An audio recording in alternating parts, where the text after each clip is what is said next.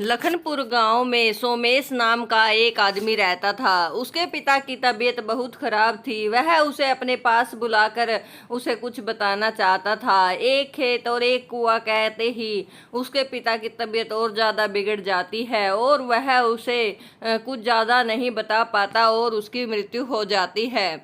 सोमेश बहुत परेशान हो जाता है। एक तो उसके पिताजी की मृत्यु हो जाती है और उसके बाद वह जो बताना चाहते थे वह भी नहीं बता पाए उसे। वह दिन भर सोचता कि पिताजी उसे क्या बताना चाहते थे, लेकिन उसे कुछ समझ में नहीं आता।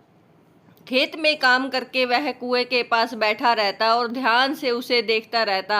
एक दिन उसे एक गुफा का दरवाजा नजर आता है और वह उसके अंदर जा करके देखता है कि इसके अंदर क्या है। जैसे ही वह उसके अंदर जाता है उसकी आंखें फटी रह जाती हैं कि उसके अंदर तो खजाना भरा पड़ा है।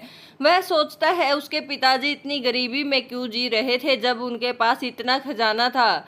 लगता है पिताजी मुझे यही बताना चाहते थे। अगले दिन वह एक बर्तन में सोना भर के बाहर ले जाता है, लेकिन जैसे ही वह बाहर आता है सोना गायब हो जाता है। उसके अंदर खजाना नहीं रहता। वह बार बार ऐसे ही कोशिश करता और जैसे ही ऊपर आता सारा खजाना गायब हो जाता। उसे समझ में नहीं आ रहा था कि ये हो क्या रहा है। वह बार बार प्रयास कर रहा था लेकिन सफल नहीं हो रहा था।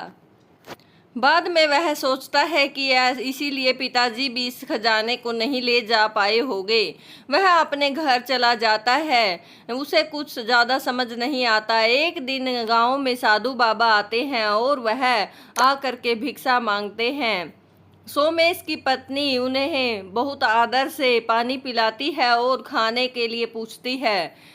बाबा उसका व्यवहार देखकर बहुत प्रसन्न होते हैं और उसे आशीर्वाद देते हैं कि बेटा तेरी जिंदगी बदलने वाली है और तुझे बहुत बड़ा खजाना मिलने वाला है। वह बाबा की बातें सुन के अचंभित हो जाती है कि बाबा कैसी बातें कर रहे हैं, लेकिन बाबा ऐसा कह के वहाँ से चले जाते हैं।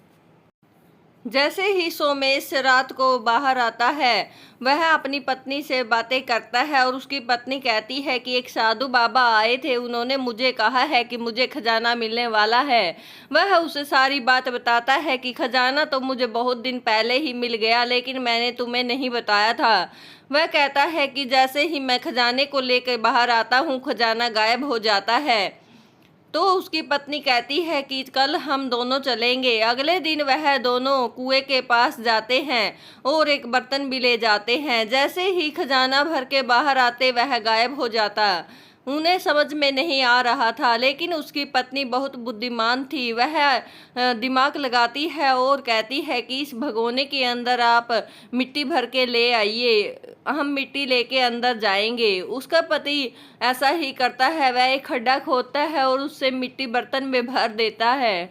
वह मिट्टी को लेके नीचे जाते हैं और मिट्टी वहां पर खाली कर देते हैं और खजाना भर के अंदर से बाहर आ जाते हैं। लेकिन अब इस बार खजाना गायब नहीं हुआ। तो वह अचंभित था कि ये कैसे हुआ। तो उसकी पत्नी कहती है कि मैंने सोचा जब हम खाली भगोना लेके जाते हैं और बाहर भर के लाते हैं तो खजाना गायब हो जाता है, और अब की बार हम भर के लेके जाके देखते हैं कि क्या होता है। इस तरह उसकी पत्नी ने सूझबूझ से रहस्यमयी खजाने को ढूंढ निकाला।